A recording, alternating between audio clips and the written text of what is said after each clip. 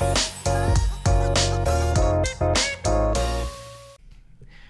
hey, everybody, welcome back to the podcast. We're so excited you joined us again for Home Sweet Homecast, episode 5. It's a big deal. That's a whole hand of fingers right there. That is a big deal that we have made it this far. Or like Callahan goes.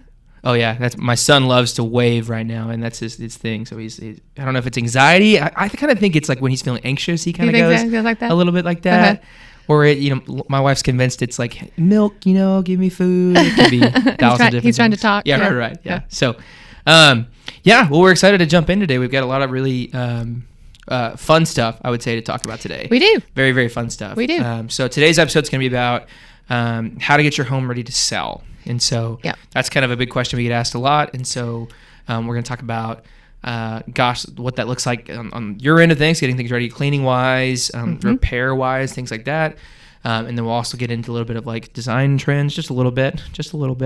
We're not interior designers. So. I watch HGTV with the best of them, but that's right. But so we got some things that we've researched to kind of give you some info. But before we do that, we wanted to just give a quick little update about the market and what's going on. So current market updates, let's just jump in. Interest rates. We had some huge, exciting news. We did. And then we're back into the thick of the interest rate fear. And so interest rates dropped below 6 for the first time. Yep, around February the 3rd. We got down below like 5.9. Yep. And I think it was 5.98, so it was extremely close. Which is great. I mean, it's super exciting. It was like, oh my gosh, there's hope. Big psychological, right? A lot of people were very psychological about that. Like, oh my gosh, it's in the 5s. Yeah, it's 9.99. Yeah. It's not $10. Wow, that's a good deal right there, Yeah. Right. So the interest rates are thing. Now they're back up again. We've seen 6.5, 6.6, kind of thing anywhere. So they're back up again this day when we're recording this.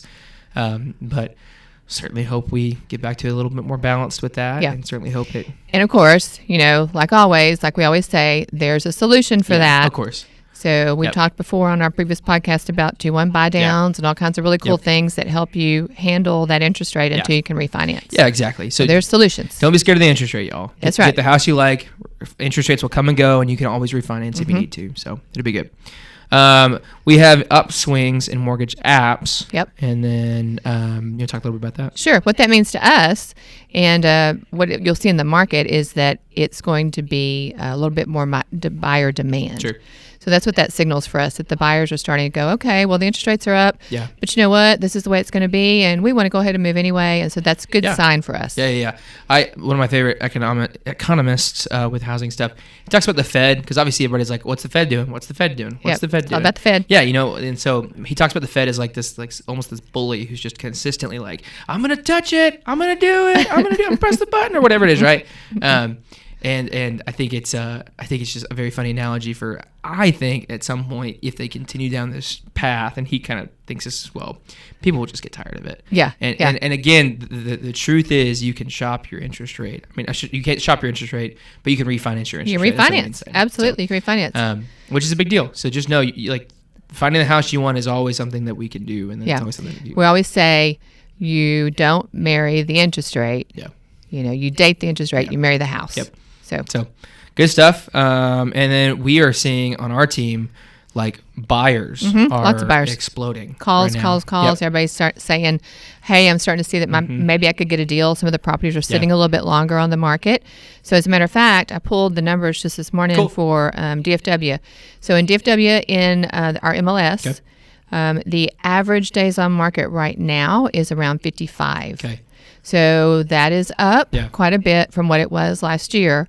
So what that's allowing the buyers to be able to do, is it's letting them kind of be able to get a deal, maybe have a few concessions. The seller might pay for a few things they wouldn't pay for before. Right. Yeah, the sellers get a little more anxiety than it being gone the weekend that it's listed. So yes. It's a whole different ballgame right now. And on the other side with the sellers, we're just really saying, hold on, don't panic. Yeah. This is becoming the new norm. Yeah, sure. So, yeah. Yeah. It was out of the normal what we saw previously, and now we're back to something usual. So, or getting there at least. Not and I still saw this week. We had a buyer shopping a house, and it was under a multiple offer on the third day. I've seen that 3 times so far. So they're still there, and it's like, oh yeah, we've got like 4 offers in right now. It's like, whoa, okay. So like, it's still happening, y'all. It's still. And I think a lot of that's because they priced it right. Sure. If you price it right, then you're not going to sit. Yep. So. Yeah. Pricing's a big deal, y'all, especially in this market, and knowing your competition. Yep. That's huge right Yep. now. Let's see, what else did I find out? So I pulled days on market. Mm-hmm. I also pulled, we've got inventory now of 2.6 months. Yeah. So it's still low. Sure. I mean, that is just... It's insane. It's low. But that's not anything, like, I think people try to attribute that to COVID, like, alone. Oh, yeah. That's older than COVID. Right. That's something that was coming no matter what. Yep. Like, it was going to hit us. It maybe wouldn't have hit us this hard. Yeah. But COVID accentuated a problem that was started in 2007, 2008 with With with the new construction. Well, it was new construction, but it was the way in which bank loans were happening at that time, Right. and the reforms that were going on. Yeah. So there's just like, this was something that we were going to see no matter what. Mm-hmm. So just for what it's worth, history, context there. But regardless, still low inventory. So I mean, in that way, Yeah.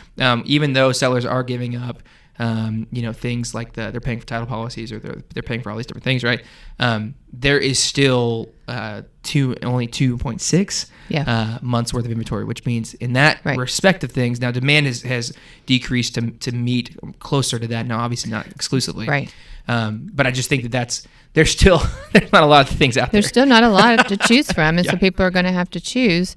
That's really different than 08 and 09, whenever we had 8, 9, 10 months worth of inventory on the market. Jeez. But properties were staying on the market for a year. Sure. Yeah. So it was a really different time. Yeah. So we have good inventory right now. It's still really low. Yep.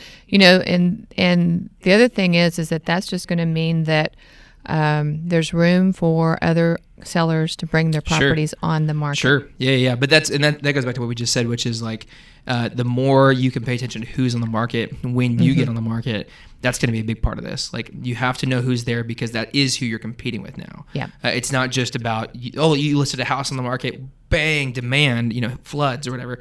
That's not the case anymore. It's like, who are you competing with? How do they price? What do you rate with them? That kind of stuff. So it's a really big deal. Cool. Sales price is up $2,000 from December to January. So $427 to $429. Hey, there you go. So that may be that we're beginning to get out of the seasonality just a little bit. So it should be coming that way. Which traditionally seasonality, like when do you, like, on in your experience of over the years, when do you see seasonality kick in? Like, if you were going to give it a week, I mean, most people would generalize it to March, but like, if you were going to give it a week, when would you say you usually see it? Where the seasonality is moving out. When the seasonality kicks in, when it's like, oh, now we're going into the season. Here comes the market. Yeah, exactly. Yeah. So we usually see that around the 1st of March. Yep. So end of February, 1st of March. And it kind of depends a little bit on the weather. Yeah, sure. Because when we had the polar vortex, and we were all frozen in for a week, that wasn't happening. It delayed that seasonality a bit. Makes sense. Yeah. Wow. Crazy. Yeah, but I mean, I don't know about anybody else. I get the spring, like, fever for sure. Like, it's like, I gotta clean my house. Like, I rearrange furniture. Like, that kicks in. So I mean, I get that. I feel that on a deep level. That must be the sun. It's something. The sun rays. All of a sudden, you're just like, oh my gosh, like, I'm alive. Like, I can do stuff. Yeah. Yeah. I have energy. Whatever it is, right? Yeah, it must be that whole thing. Yep. The hibernation is time to now it's time to do hibernate. something. Exactly. Yeah. Not be active. All right. Well, anything else on the home update? No, those are the main stats that I pulled for this week. Cool. Yeah. Well, that's great then. So we're jumping in to how do you get your home ready to sell? That's right. It's a very fun one for us to talk about, and one that we mentioned this last week. So first off, we're going to say there's a whole. We're going to start a little bit ahead of the process. So we're going to start with assuming that you have hired a real estate agent to help you sell your home. Yeah. And we do have an episode on that. Yeah, this is last week or 2 weeks episode. So episode 3 is all about that. So it's all about hiring your agent, how you do that, interviewing them, what that looks like, all that kind of stuff. So that's just to reference that episode. That's one that we are just going to be building off of here in this one. So you have done that. Yes. Okay. So you've already got your agent. You've done that. So now it's like, okay, I have decided I'm going to sell my home. I've got an agent. We're headed towards selling our home. What are, like, where do we start? What's day one? What are we doing? What do we need to be aware of? That kind of stuff. So hopefully you're working with this alongside with your agent some. Sure. So your agent will be giving you some advice because things you're going to want to know are like, are there updates I need to do or certain things I need to do that compare to the other properties in my neighborhood? Yeah. Or am I trying to over improve? Yeah. Yep. So those are things to kind of make sure an agent's working with you on to bring that to light for you, because you may not need to do granite. Yes. You may not be in a neighborhood that needs granite. Yeah. So or ripping out the carpet, like exactly, that kind of stuff. Like you may have to do that, but you may not have to do that. And really, when we say you have to do that, like what we're talking about is that may be something that does detract value. That if you did that improvement, it may gain you more on the improvement. You'll get money back, basically. Right. Is the point? Yeah, because part of that, what we figure into that too, is how quickly will that help sell your home? Because if you're competing, like what you were saying earlier, if you're competing with another home or two on the market, if your home has the granite and nobody else in the whole neighborhood does, and that's like a big old thing, then your house is going to go quicker. Yeah. And what we've found is that time on the market really is acid to what you're going to make overall. I love this analogy. It's great. Because it eats away at it. And the longer you're on the market, more buyers are thinking, oh, well, other people rejected that house. Which is so funny. I mean, like, it's just interesting because it's all psychological. That side of the game is psychological. Very psychological. Like, I mean, there may be reasons for sure that people are passing on it, but it could be a perfectly good home that just happened to miss the first weekend and like, okay, now we're at 14 days, now we're at whatever days, and it's like, what's wrong with this house? Like, possibly nothing. Well, and just like this last week, we were asked in for 3-4 days. So if you went on the market on like Monday, then you had 3 or 4 days where nobody was going to be looking at your house. Right. Yep. So you have all those little odd factors that your agent really needs to be explaining to people. Sure. Yeah. That's crazy. So, all right. So, updates. So that could be a big thing. And so that needs to be put in the conversation of how does this compare? Absolutely. So keep that in mind. Updates need to be, your agent needs to be talking to you about your updates. As like, okay, this house, every other house on the market right now that's a 3-bed 2-bath or a 4-bed 2-bath or whatever it is, has granite countertops, and so we're probably going to look at a loss of this amount of what we could offer if we just went ahead and put granite countertops in. That's the way to phrase that conversation with your agent at that time. Yeah, and we get a lot of sellers. This is a very, very common question, and you've heard this.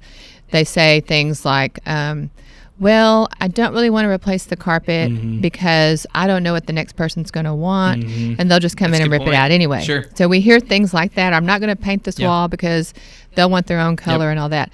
So while to all of us, logically, that makes a lot of sense, buyers, anytime you ask a buyer to imagine something, you're going to lose money. Yeah, which is fascinating. Like for me, we see that in staging, which we'll talk about here in a little bit.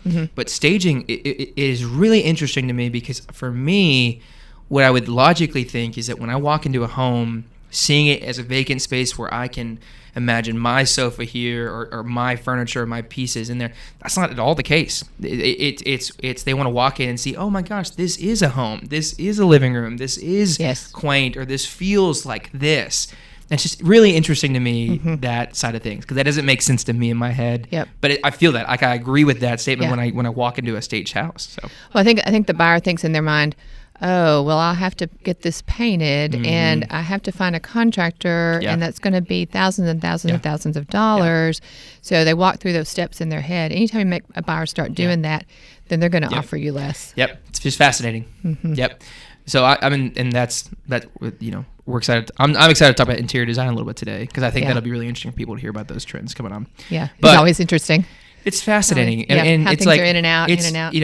And there are some interior designs that are like high fashion to me, where it's like, I mean, that's cool, but that's almost entertainment at that point, right? It's not sustainable. Like, it's not sustainable, and it's not realistic for the average person, right? If you are a high design person, I support you. Like that's, and I would like to come see your house. Exactly, I would like to come see your house and just like take as many videos as I can in your house. I mean, just because I love looking at it, right? But the average piece of that. So we're going to talk about some of the average trends we're seeing. Average. Some of the great trends we're seeing for average people. Yeah, there you go. We're going to go with that. That'll work. That'll be fine. That'll be good. All right. They know what you mean. That's right. Yeah. So, okay, cleaning. So that's a little bit of repair so far what we've talked about. Okay. Cleaning would be next. And so how much cleaning needs to go into place? I want to talk about kind of the pet side of things. But besides, as you should, because I have a couple dogs that trash our house every 3 days. It's like flooded with hair. So we have lots of things to talk about there. But before we get into pets, cleaning, what would you say? What are good little tips and tricks with it? So I would, or rule of thumb. Even, rule of thumb. Yeah. So be a buyer. Yeah. In your mind, get into a buyer mode. Yeah. Come approach your house and start at the curb. Yeah. And look around. Yeah. So that's kind of the way to do it. pretend you're a buyer coming to your house for the first time ever. So you're going to want curb appeal. Mm-hmm. So the yard needs to be mowed. The edges need to be trimmed. Bushes need to be also trimmed, shrubs, all that kind of stuff. And the walk up in your front door. So people linger at the front door. We have to get into the key box. Sure. Yeah. Right? They sit there. Yeah. So people are standing at the door looking Yeah. around. So if you want to do like the first place to make a huge impression, do some really neat, cool stuff on your front porch. Yeah. Sure. Because that's where we're gathering before we go in. Yeah. And then as soon as you come in, you're looking for smells. Yes. So olfactory is huge when it comes to impressions. But you may not be able to smell your own home. Very good point. This is the hard part. Because you live in it. Exactly. So, this is where you definitely need a realtor or Yeah. just like a great friend who will tell you bluntly, Yes. hey, your home stinks. Yep. Absolutely, yes. Yes. Because that's the hardest part. Again, we'll get there. But we have dogs, and we keep a rug in our front entryway. It's one of our only rugs we have because otherwise rugs just collect hair in our house. It's just horrible. Yeah. So that rug though, we keep it there because it helps people like wipe their feet when they're walking and that kind of stuff. So it helps people not track in dirt, but it just collects hair. So I know that if I was going to sell my house tomorrow, the first thing I would do is remove that rug, change that rug out because that's a smell holder right there. Oh, yeah, in the for front way. sure. Yeah. So, Makes sense. Yeah, that makes total sense. yeah. Yeah, so olfactory, and the things you want to associate, olfactory is associated with experiences. So it needs to smell like a vacation. Yeah. It needs to smell like the sea, Yeah. the ocean, a spa, warm cookies. Yeah. So think of the things that people like. There's a smell. It's almost like a cinnamon apple kind of a smell that a lot of the really cute boutiques have. Sure. That kind of smell Yeah. in those shops. Interesting. So try to get smells like that. You don't want like a musk smell, or a cologne smell so much, right. but more like experiences where people are going to feel pleasant as soon as they walk in the door, and they're kind of their shoulders drop from their ears, like So we need to do a smell trends of 2023. We probably do. That's a great niche thing to do. Yeah, it'd be isn't it? interesting. Yeah, it'd be fascinating to see what the. Yeah, that's fine. But it's a big deal because it really does connect people real fast. So I've shown houses before. We'd see like 8 houses in a Saturday, and we go in and out of houses. And the houses that had the smell, that was a connection smell, oh my gosh, you could just see it in the way they walked through the house. They considered the house, This even is though it my was a worse home. house. Right, yeah. It would not. It wasn't as great of a house, but they considered it longer and more. Like, well, maybe we want this one. Yes. Yep. Yeah. So it's a big deal. Okay. All right. Well, so cleaning with pets. So let's go into this. Yeah, do that. Because this is a big one. So depending on if you come from if you're dogs, so we have mostly dogs. Doodle backgrounds obviously shed significantly less, if at all, and so that makes it a little easier with those. But really, when it comes to pets, you want to try and get rid of the big smelly things. And so, if our pets have dog beds, for example, that's a good that are point. out.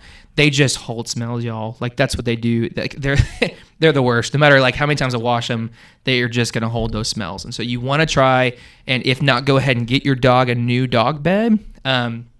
At least wash it a good chunk of times. Put your candle or whatever you're lighting in your home around those areas where those smells are the strongest with your pets.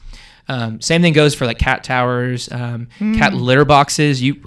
For showings, like you're gonna probably want to try to put those in the place that it's gonna be people will not spend time in. So like if that's the garage, obviously you'll bring it back in when you get home for your cat or whatever it is, or at least in the utility room or whatever it is, right? Those are things that are gonna help you just get those nasty smells out of the place. And then when it comes to hair, as far as cleaning goes, you're gonna want to do everything you can to try and vacuum up all the hair. If there's a little bit, like it's not going to be the worst thing in the world, but you want to try and get up as much of that hair.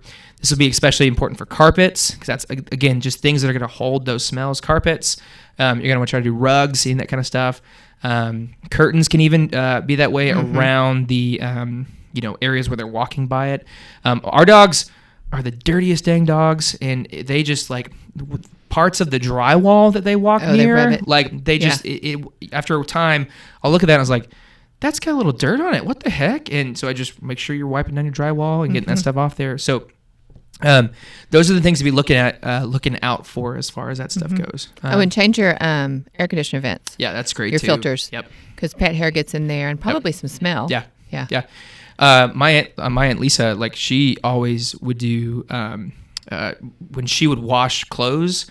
I don't know, the smell of their home was like fantastic because you'd walk in and their dryer, their laundry room was kind of close to their entryway, and so you would just walk in and you would smell like the smell of whatever. That is true. And so I mean, heck, if you've got that thing going for your house, wash some clothes. Like, wash some clothes. I mean, get get some of that cookies. Wash some clothes. Get some of that smells going in your house because it's only going to help you in the long term. But that's pets. We'll talk about pets as far as showing goes here in a little bit because that's a whole different kind of part of the ball game. But those are probably the best cleaning tips. Anything else we're forgetting before we move on? You want to do things like, so the air vents on the ceiling are notorious for getting black around them. So clean those because people do look at those. You're going to want to do like ledges, like your floorboard ledges. It's just a really good idea. You may be a great cleaner. So if you're a great cleaner, go for it. Yeah. If not, it is well worth $200, $250 to have a crew come out and just do a deep clean before you list it. Especially if they're people like who we work with, who work with realtors, and so they actually know how to clean your house specifically for getting it show ready. Yeah, so I would recommend that. Also, windows. So people forget windows a lot. Sure. And on photos, when you're doing professional photography, windows really show up if they're clean. Yeah, sure. And then inside, if you really have a view or something really cool in your backyard, have some clear windows for that. That's a good point. Yeah. Great point. So, yeah. Okay, cool. All right, so we talked about curb appeal. So updates if needed. We've gone through that. Let's go staging. Okay? Yes. So staging would be next. So I love staging. And I don't love it because I like to do it because I would hate to do that. I'm horrible at it. I'd hate to do that job. I know the trends. I've seen the cute little Pinterest pictures and Instagram pictures. I do not have the eye to look at, an area and be like, oh, I could like decorate. I just don't rearrange have it. Yeah, I just don't have it. So people that do that and do it well are masters at it. And what's so cool about staging is that they see a space and they can use your things because if you're still living in the home, and they reposition your things, and it opens up the whole view of the room. It makes it feel larger, bigger, spacious, cuddly, cozy, whatever. So we use a stager. All of our listings get staged. So I really think that's a good use of time and money. Even if you have an amazing design sense, you still live in your home. So having an objective person come through and just say 5 or 6 or 12 things that they recommend that you do differently, it would be well worth it because we are staging for photography. Right. So that's the thing to keep in mind. We're not staging necessarily for the buyers. We're not staging necessarily for the showings. We're staging for the photos because everybody shops online. So that's what we're trying to hit there. Well, and we'll get into photos probably in a later episode because that's more of the actually getting your house to sell, that sort of thing. We can get our stager to talk about that. I mean, that'd be awesome. That'd be a lot of fun. For me, like when it comes, you talk about curb appeal, like the house that we bought, they faked us out. Their photo people had put in the prettiest green yard in the front yard, and it was not that. Like, there was some green grass, but it was real thin. It's not. I mean, it was, and so. They can fake you out. Same thing goes for, our what I really enjoyed actually when we sold our most recent house. What was really interesting was that the stager really felt like we didn't need to do the what do you call it, like the actual like furniture in the place, didn't do that whole kind of thing. It was decor. Was really what it was. We didn't bring in dining room tables. We didn't bring in living room, that kind of stuff, or couches rather. It was just decor, and so. I thought that was really interesting because it really did add a whole lot to the space. It was really fascinating. It doesn't feel so abandoned or vacant or empty or desperate even. Right. So having that decor in there, I think, really helps it. So that's what you need somebody that's not you to look at. So even if you don't have a stager come in and stage, at least get a consult. Would be a great idea for that. Because what we found, and these are some really great numbers, and I think this is what's so fascinating, and it's true. We see it all the time. I'll have a house listed, and then we're having trouble getting it sold, and if we get it staged, then we'll get it sold within a week or two. Immediately, So houses, depends on the house, and depends on the stager, but they sell anywhere from 3 to 30% faster. Wow. So, that's a big range, I know, but basically it's going to sell faster. Sure. And it can be up to 20% higher price. Based on staging? Based on That's staging. Insane. Based on staging. Because in the buyer's mind, like you said, a lot of this is very psychological. So in the buyer's mind, just the staging makes it a home. Yeah, it's a whole different world. World. Wow, it's crazy. That's a huge jump. Yeah. Oh my gosh. That's big. Dang. So we're big proponents of staging. Yeah, staging helps a lot, y'all. Okay, so now we're unless you got more staging. Nope. Okay. We'll probably talk about design trends real quick, and then we'll jump into showings. Okay. All right. So what do you want to talk about? I'm excited to really announce one thing. Okay, you got one. Gray paint, y'all, is, in my opinion, it has had its day. Oh my gosh, I got to repaint everything. And for real, you do. I know, it's all gray. It had its day. It still looks good. I'm not knocking it. It does. If you're wanting to be trendy, it's on its way out. We're moving more towards warm colors, and you're moving more towards bold accents, which is where I love to be. I love bold accents.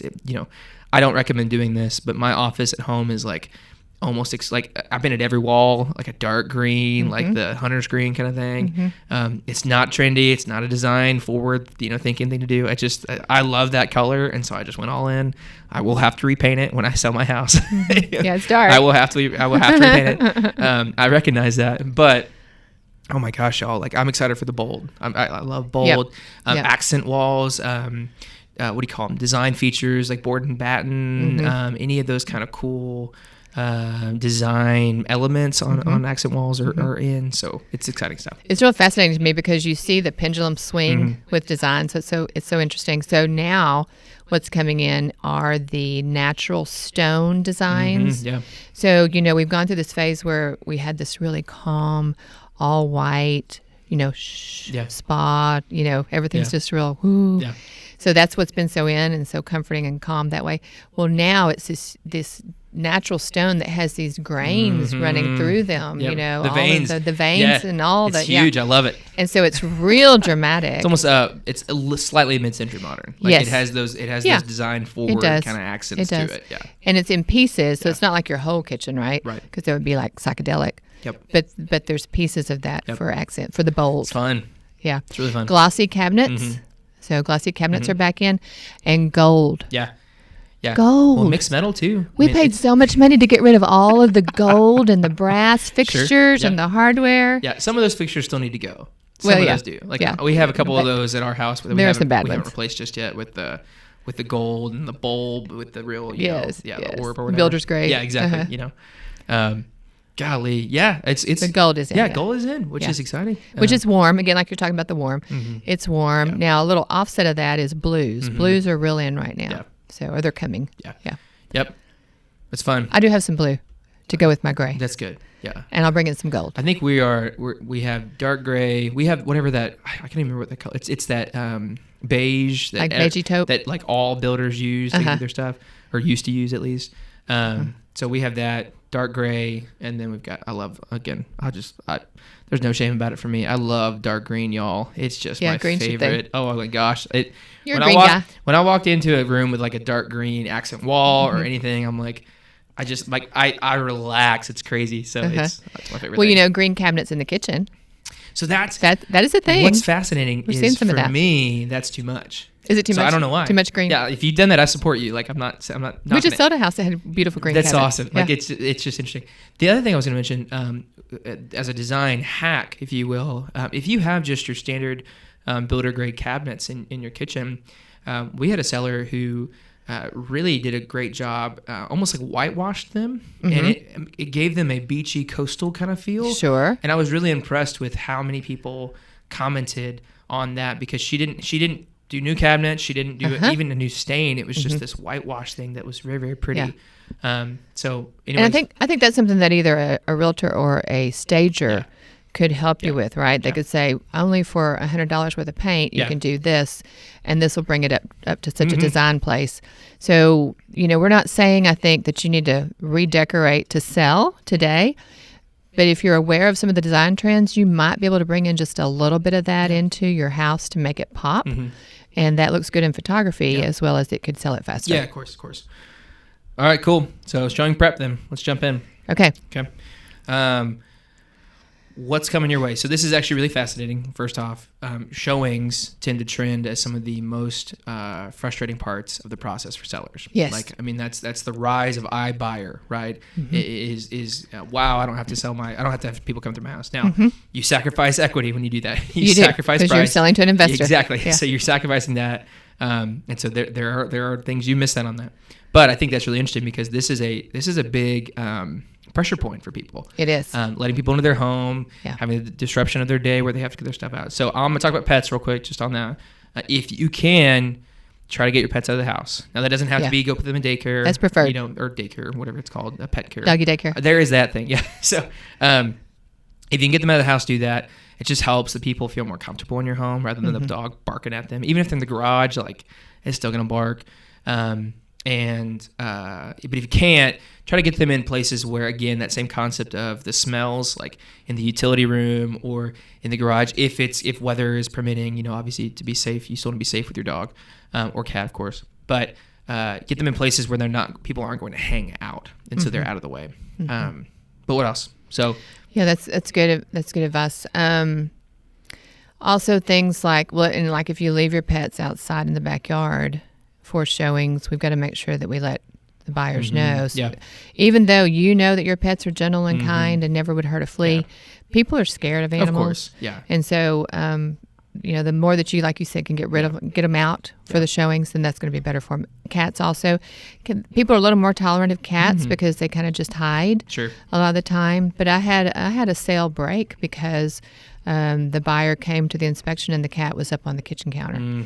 And that was all it took. Yep. So it's odd things like that. So just trying to control some of those factors as much as possible. But also like helping the people out, because I think about how many times have you opened a door to a showing and the cat runs out? Oh my gosh, yes. Like, I chased a cat all around a block one time. It's all the time. So like if you don't want your cat running around the neighborhood, like go ahead and just put a note on your door. Absolutely. For people that you just handwrite that says, hey, cat will try to run out. Please try to stop cat. All that kind of stuff.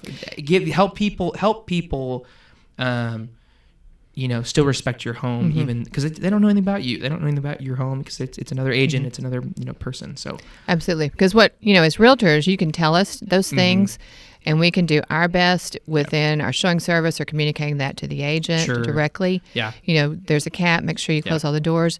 But if they've got a little family with them that they're showing, and the kid runs into the house, to drop something in the trash can or whatever, then they may leave that door open. Right. And if you've got a note, like what you're saying, if you've got a note there, well, it's then helpful. That's just it helps. Yeah, and even on that, just doubling down on that, if you have features in your home that you think people won't just see, obviously, as the realtor, we're going to try and put that in the description so we make it very obvious that whatever those details are.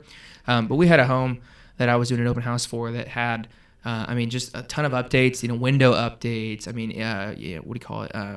Spray foam insulation, all that kind of stuff. And so they had all these things that you would not have just seen walking through the house unless you were looking for them. And so they had this great little write-out of all the updates they had made, all the things that you just weren't going to see, the peripherals, if you will, of the home that weren't, readily visual right in front of you. And so I think that's a great thing too. If you've got things that you love about your home, it does not hurt to just leave a little note on the kitchen counter where people will see it that says, hey, don't miss these, features kind of thing. Yeah, on our listings we do that, with our amenities list. Yeah.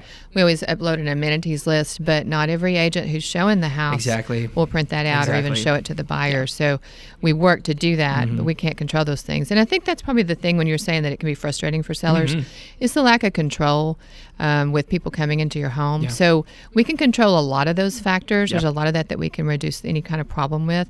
There's just a little bit of that's uncontrollable. Sure. Yeah, because it's just people. It's just people. You never know what they're going to do. People are sometimes messy. Right. That's part of it. And on that, you want to make sure for showings that anything that's precious to you, so whether that's firearms, prescription drugs, it can be computer codes, any of that kind of stuff, needs to be locked up or removed. Yeah, nice guitars. We've had a ranger person before. We had to make sure we hid some ranger paraphernalia. So all those kinds of things. You need to make sure Ranger baseball. Ranger baseball. Yeah. Is that something different? I don't know, Texas Ranger. Okay. I don't know. I guess so. Yeah, that could be. Yeah. Yes. So if you got, like I had once a seller, and she'd done a very good job of taking care of all of her secure things. But she had this one plate that her niece who had passed away had created for her. Wow. And it was on the counter, and the inspector accidentally hit it, it broke. Oh so my gosh. We would not have considered that necessarily a precious item, but it was an irreplaceable item. So things like that, really walk through your house and get those out of the way. That hurts. Yeah. That hurts. It was hard. It was a tough one. So, but we learned something out of that. So we'll pass that forward. What people would be interested in is, are there things, if this is going to be a disruptive process, it's going to disrupt your life just for a little while you're getting your home sold, because it just is. You don't just get to sit on the couch doing nothing or whatever your usual routines of being home. You actually have to, you get a showing request, that kind of thing. What are things that you have found that are ways sellers can help make that less disruptive? Great question. So habits, right. A system, right. Especially if you have children and pets. Yeah. Because some people would wait to the last minute, or they'd like to wait to the last minute when they got a showing notice and then scurry around and hurry up and try to get stuff done. Well, that's very stressful. Yeah. So if you create a habit where every morning while you have it on the market, which will hopefully be only a week or two. Exactly. Yep. And this is part of the payoff to pricing it right. So the back end payoff to pricing your property right is going to be it's not going to be on the market for very long. Yeah. You reduce the amount of time you're having to deal with that stress. You still made more money than you were going to make selling it to all the iBuyer kind of people. Yep. So yeah, it's a big help. I think the other thing I was going to say for me that I think would help it be less disruptive.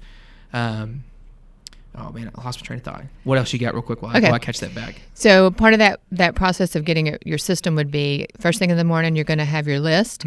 So we've had people that have had lists for their kids before. So everybody has their list of what they're responsible for getting done that morning.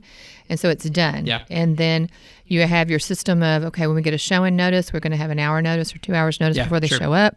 So this is what we do. Yeah. So we put the dogs in the car. We know where we're going to go. Yep. We have their food already in the car. Yeah, ready to go. Yep. Yeah, all the things like that. I remembered. You can also set up your showings where, or at least we can with our system we use, where you get a larger window of notice for your showing, and so it's not 30 minutes notice or 10 minutes notice. It's 4 hours before, the day before. You can set it up where your showings can give you more notice, and so you can plan ahead for it too, which I think could be helpful. Any planning ahead just helps it be less stressful for everybody. Right. Yep. Okay, the last one, I would say, unless what else? Anything else showing wise? That really is showing. You'll get feedback. Yeah, obviously. The other thing is, keep in mind, real estate agents are showing a lot of houses each day to a lot of different buyers. So you may get some feedback that you're like, what the heck? A little snappy. Yeah. What is this? I don't even have 3 bedrooms or 5 bedrooms or whatever it is. So keep in mind, we always look for trends with feedback. So if there's not a trend to what the people are saying, then don't worry about it. Yeah. If we start to see a trend, like they're all saying the backyard, something's wrong with the backyard, then we might need to address it. I showed a home one time that had a huge wasp nest in it. And so my feedback to the seller was just like, hey, heads up, you have this huge wasp nest that actually we can't go onto your balcony because if we go out there, they just swarm us kind of thing. Oh, yeah. And so that was just a thing that they needed to deal with. Absolutely. So because it was limiting how much of the home you could see. And that experience of being out on the balcony with the view. Yeah. Yeah. Because all they think about, they're obviously wasps here. My kids are going to get which they would have if I didn't go out there first. You didn't get stuck. No, I walked out. I saw them come right for me. I was like, oh gosh, close the door. So yes, it was terrifying. All right. So then besides that though, that's showings. And then another form of showings basically is an open house. Yes. And that's probably the last thing we'll hit on today. But open houses, really, if it's our team, you don't really need to worry about open houses. You just need to make plans for where you and your pets will go during that time. Now, if you want to go above and beyond, our agents already do this stuff, but if you want to go above and beyond, you can, light a candle like you're talking about, set the ambiance. If weather makes sense, you can go ahead and light the fireplace. If you've got one. Put something on the video, on the exactly, TV. Yeah. Get some music going. I mean, you can do those things, but that's what we will do. But you can go ahead and do those things if you want. And then besides that, just make sure the agent who's holding the open house knows that what's important to you, what people need to. We had a seller who had a large collection of wine one time that wanted to make sure that was people didn't spend time in there because it was it was climate control in the room, and so if you let the door open too long, that kind of thing. And so that was a thing where I needed to know that detail so I could make sure. So if there are details like that that the people need to know, agents need to know, let them know those things. But also, like I said, with that little write-up, if you can, let them know what they need to be talking up if they don't already see it. So Yeah, definitely. The more ammunition that you can give the agent to help sell your property, the better. Whether that is, hey, there's a great neighbor across the street that babysits or takes care of dogs. Yeah, fun stuff that you can't see. Yeah, just all and those you will kinds never of even things. research that. Like, right. That's huge. Yeah. Yep. The whole attic's floored for storage, whatever the things are. So those are real helpful for open houses. The other thing about open houses is just, again, beware that there'll be a lot of people, hopefully a lot of people coming through, because the object of the open house, of course, is to advertise and draw attention to the property, not just in the people that are coming, but also to all of the social media and all of the advertising that's done around the open house. Also neighbors too. I mean, letting your neighbors know, because how many times, like how I don't know, I hope you have friends in your life who you would love to live by. And so just, even if it's a funny little text, just saying, hey, this from Mark, you want to come live next door? Like that's a possible person that could come in and say, actually, yeah, I would love to live next door to these people. So. Yeah, and you have some connections that your agent wouldn't have access to. So if your agent gives you the invitation for the open house or the advertisement, you can send it out as well. So keep in mind, a lot of it is the advertising around that. Sure. And the rest of the thing about the open house is just don't be there, because you do not want to be there when people are talking about your home. It also, you are going to hinder their experience. Like you being there is going to make them feel so awkward about being in your home. Yeah. It's just Yeah. And the goal is that they feel like that could be their home. Yeah. In spite of whatever flaws they might find, that for them are flaws that for you may be your favorite part of the house. So, All right, anything else open house wise? No. Okay, cool. That's all I had too. Signs, we do signs. Yeah, that's just basic stuff. That's agent stuff. So agents should be dealing with a lot of the open house stuff. But just as a heads up, those are kind of the quick things to know about as far as open houses go. Yeah, absolutely. And your agent should be working it, not just sitting it. Of course. Oh my gosh, yes. Yeah. Your agent should be putting out signs. They should be putting out signs. They should be greeting people and talking to people. Yes, and not just sitting in the kitchen watching TV. Oh my gosh. Yeah. Yes. Ugh. So those are the things. Yep. So, and for that information, go back to episode 3 where we talk about how to hire an agent. Back to 3. Because that'll help you. We'll weed out some of those people in what we talked about there. But all right, cool. Well, that's all I got. Okay, so that really is part 1. Then we have more to this talking about series. The seller process. That's where we're kind of headed with all of this. Is how do you sell your home from start to finish? And so this is the first little kickoff of that. Yeah, and with somebody who sells enough homes and has experience, this should not be as stressful as sometimes it seems it could be. Sure. Yeah. So with the guidance and people knowing this is the next step, this is the next step, this is what comes next, then it's not a big hairy deal. No. No, you're taken care of. Yes. You can trust the person who's letting you know these things that are headed your way. Absolutely. Kind of stuff. We call it stop the surprise. Stop the surprise. We want to try and stop the surprise, and so that things that if something negative is headed your way, we slow it down. We see it coming a long way away, and before it hits us, we've already got 3 plans in place ready to go. So exactly. Yeah. But anyways, all right, y'all. Yeah. Well, thank you again for joining us for Home Sweet Homecast episode 5. Number 5. So exciting. If you haven't subscribed yet, get it. Oh man, no, you take it. You got it. Then please subscribe. Please. We are looking at our numbers. We have a goal in mind that we're trying to hit. So we'd love if you could help us with our goal. Yep. Like, subscribe, and again, that helps us with our goal. It also just helps the interwebs, the YouTube overlords send out good vibes in that whole in their platforms to say, oh, this is good information, this is valuable things for people.